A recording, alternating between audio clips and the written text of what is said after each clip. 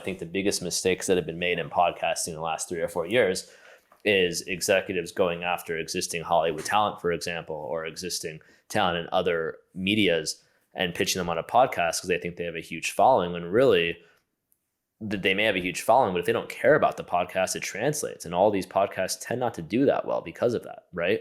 So it's not the size, it's not the superstar, it is the engagement, it is the passion. And ideally, I want this to be their main source of income.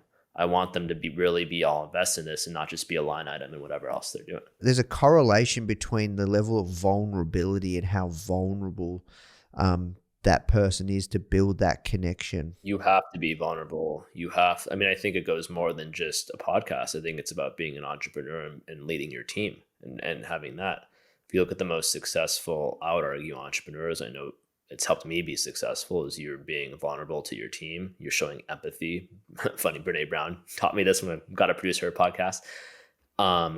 It allows you to connect deeper with people when people say, oh, is human, or, oh, the Kardashians are human. They are being themselves and they're unapologetic about it. And I think that's okay. People are allowed to make mistakes. People are allowed to not be perfect.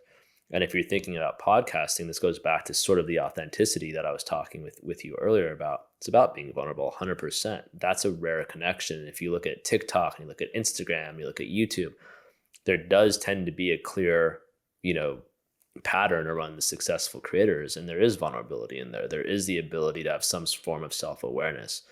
And I think that is incredibly powerful if you allow that to happen. Hey Foundr fam, we hope that you loved that clip. If you did, you can click through right here to watch the full interview. You don't want to miss this one. See you there.